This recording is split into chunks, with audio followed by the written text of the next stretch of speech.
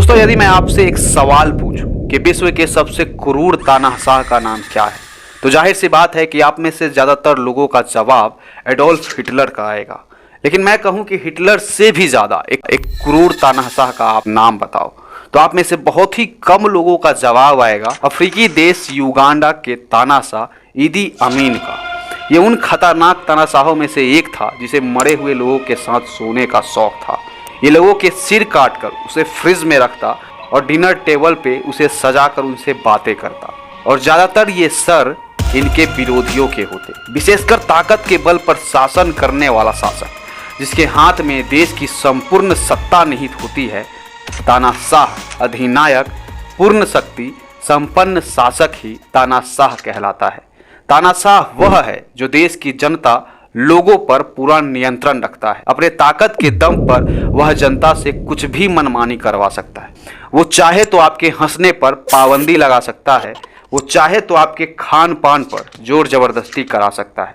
मतलब आपके खाने की इच्छाएं आपके हिसाब से नहीं, आप क्या खाओगे क्या पहनोगे उसका भी फैसला सत्ता में बैठे तानाशाह ही तय करेंगे। और यदि आप उनके विरोध करने वालों में से हुए तो आप मानोगे नहीं, आपके साथ कभी भी कहीं भी कुछ भी हो सकता है, कुछ भी।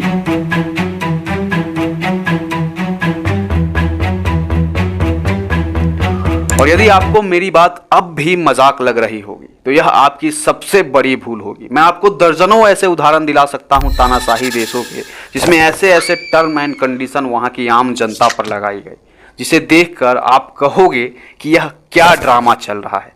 जो लोग ये मानते हैं कि देश अगर तानाशाह हो ही जाता है तो उसमें मेरा क्या जाएगा, ये वीडियो खास उन लोगों को जरूर देखनी चाहिए।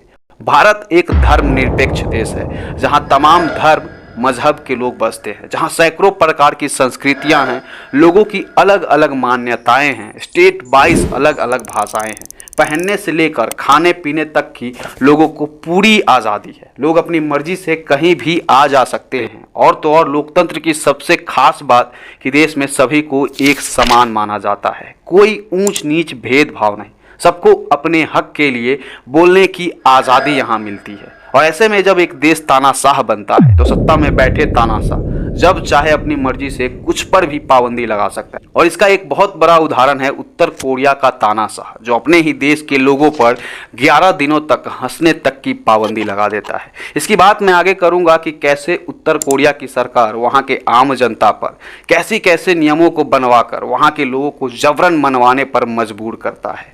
और जब देश में लोगों को उनके प्रेजेंट टाइम वाली किसी भी प्रकार की आज़ादी छीनी जाएगी, उन्हें अपने हिसाब से कुछ भी करने पर तानाशाह द्वारा कदम उठाया जाएगा, तो देश की जनता में एक भारी प्रोटेस्ट देखने को मिलेगी, जिसका खामियाजा शायद देश की जनता को ही भुगतना पड़ सकता है। एक स्वतंत्र विचार वाला व्यक्ति कभी नहीं चाहेगा कि उसकी किसी भी प्रकार की आज़ादी उनसे छीन ली जाए। सबसे पहले मैं बात करूंगा सोवियत यूनियन के डिक्टेटर जोसेफ स्टॉलिन की। ये वो तानाशाह है जिनको कभी कम्युनिस्टों में आदर्श माना जाता था, मगर क्या वाकई ऐसा था या फिर उन्हें आज नरसंहार करने वाले नेता के तौर पर याद किया जाता है? मेरी राय में एक इंसान जैसे जैसे तरक्की करता है उसमें कई बदलाव देखने को मिलते हैं। एक इंसान अब क्या है और बाद में कैसा होगा कोई नहीं बता सकता। कुछ समय तक जोसेफ स्टॉलिन को कम्युनिस्ट पार्टी में अच्छा लीडर माना जाता था, लेकिन जैसे जैसे सत्ता का नशा स्टॉलिन के ऊपर चढ़ता है उसमें तरह तरह के बदलाव देखने को मिलते हैं। जो लोग इनका विरोध करते उन्हें बड़ी आसानी से ये मरवा देते, चाहे वो इनकी पार्टी के खुद के ही लोग क्यों ना हो।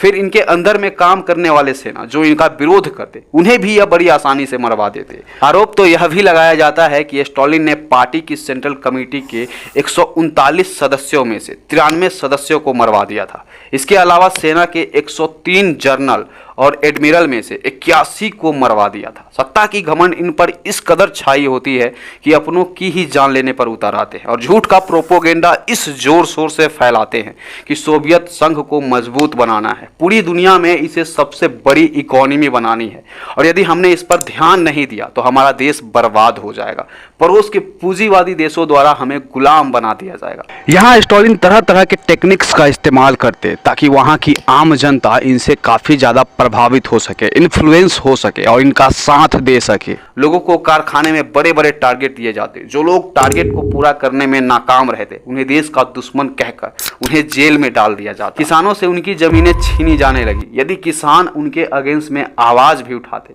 तो नाराज स्टालिन जमाखोरी करने और उनकी नीतियों का विरोध करने के आरोप में किसानों को जेल में डलवा देते। 10 लाख किसान मारे गए इनके समय में। स्टालिन की खुफिया पुलिस बड़ी सख्ती से उनकी नीतियों को लागू करती। जो लोग साम्यवाद का विरोध करते उन्हें साइबेरिया के गुलाम इलाके में जबरन भेज दिया जाता। बताया जाता है कि 7 लाख लोग जो साम्यवाद के विरोधी थे उन्हें खत्म करवा देते हैं। स्टालिन अपनी दूसरी पत्नी से भी बदसलूकी करते हुए नजर आते हैं और अनफॉर्चुनेटली उनकी दूसरी पत्नी नंदेजा इनसे परेशान होकर खुदकुशी कर लेती है और स्टालिन का यहाँ भी मन नहीं पसीजता।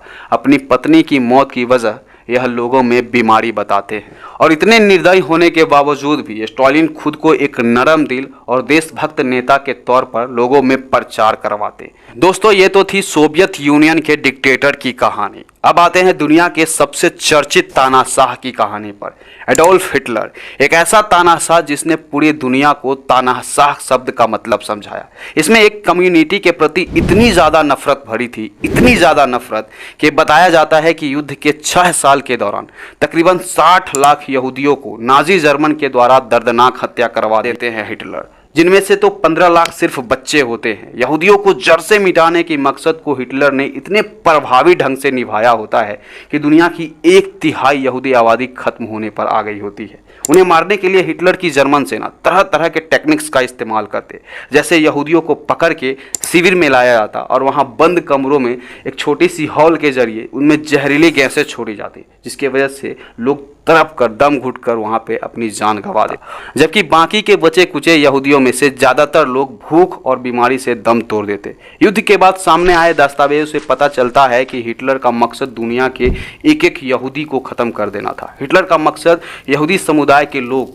जहां भी मिले उन्हें खत्म कर दो। यहूदियों के प्रति हिटलर ने जर्मन नाजियों को इस कदर ब्रेन वॉश किया था कि ये लोग यहूदियों को मारते वक्त ये भी नहीं देखते थे कि सामने वाला पर्सन बच्चा है, महिला है कि बुजुर्ग है। सबकी बेरहमी से हत्या कर दी जाती और झूठ का प्रोपोगेंडा हिटलर के समय में इस कदर फैलाया जाता कि एक झूठ को इतना बार रिपीट करो, इतना बार रिपीट करो कि लोग झूठ को भी सच मानने लगे।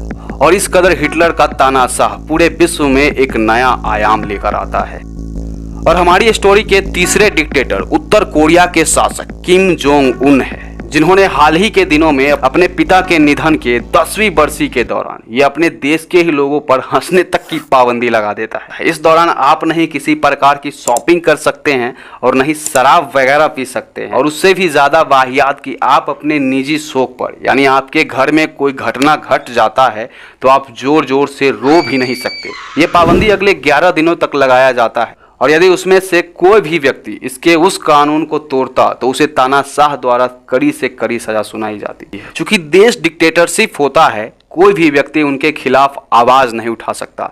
यहाँ हॉलीवुड मूवी से लेकर साउथ कोरिया की किसी भी तरह की सीरीज सॉन्ग्स पर फुल्ली बैन लगाया गया होता है नॉर्थ कोरिया सरकार के द्वारा।